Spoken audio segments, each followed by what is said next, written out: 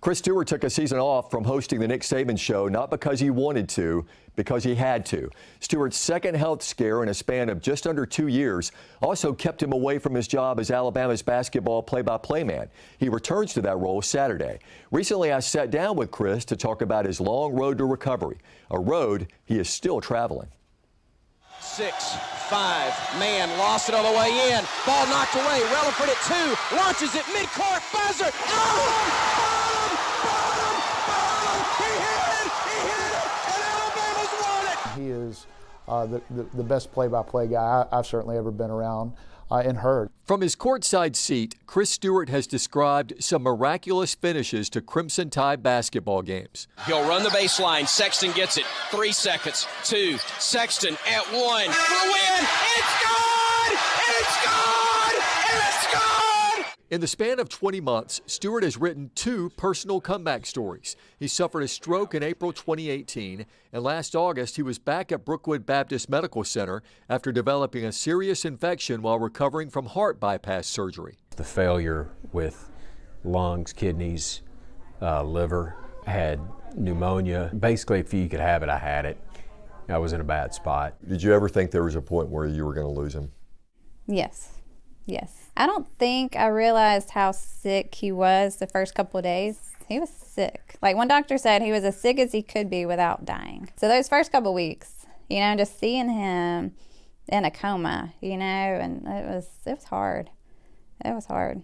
There was a time that was very vivid in my mind where I felt like I heard whoever it was from a medical standpoint make the statement, he's gone, you can bring the family in. And then I remember vividly hearing, wait, not yet. I believe in God, I believe in heaven. I felt like I was very, very close to being there. Once out of the coma, he was not out of the woods. How hard was it to keep fighting? There were days that were so tough you wondered if it was worth it. There were times where we thought he was giving up, because he was just so tired and had been so sick, and trying to show him what all he had to fight for. In late September, Stewart got a visit from his 8-year-old son, Hudson, the first time he had seen him in 30 days. Kids under 12 are not usually allowed in the ICU. In this case, the hospital made an exception. So once he saw him, he kind of, lit a spark in him, and he started doing more. I think that was just the medicine that he needed. On November 5th, Stewart was moved to Spain Rehab Center. He was just pretty debilitated, weak, poor endurance. It was a struggle for him a lot of days just to sit up on the side of the bed. A lot of what he needed was just a push to keep on going, to get to the side of the bed and to make that be okay, make that be enough for that day, because that was a struggle. The first week even, getting up out of the bed was sometimes a whole therapy session. As the days went by, the old Chris returned, along with that sense of humor. He would crack us up every day. I'm not going to dunk it when I get to the other end of the hall. I think that carried him through to be positive. He's really hilarious. And that took him through a lot of the sessions too, using his humor and personality to get him through the tougher days. Another mission of rehab was to get the voice of Alabama basketball back to full strength. The most functional therapy for him to work on getting his head back in the game, quite literally, and his breast support was another one of our biggest goals, was actually doing play-by-play. How's your play-by-play practice been going with Charlotte?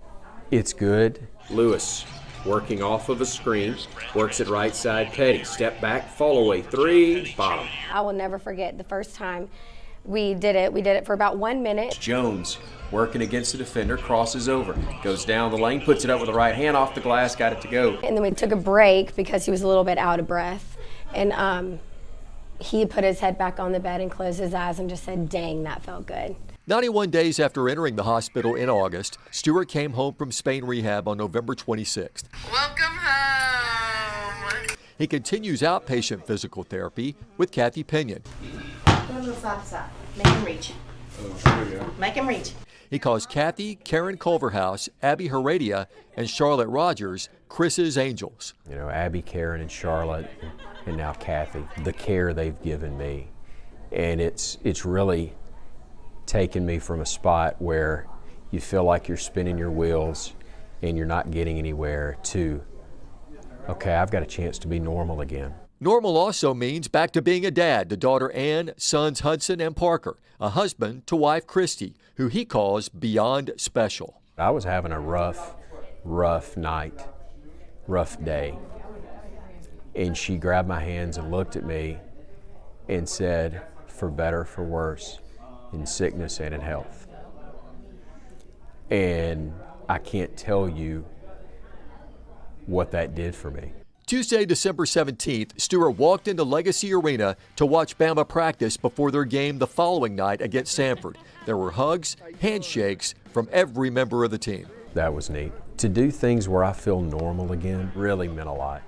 The way they received me was more than I could have expected. To see him walking, on that reel, walking into the arena with no assistive device and hugging people and standing, it's very exciting. 100,000 views on Twitter.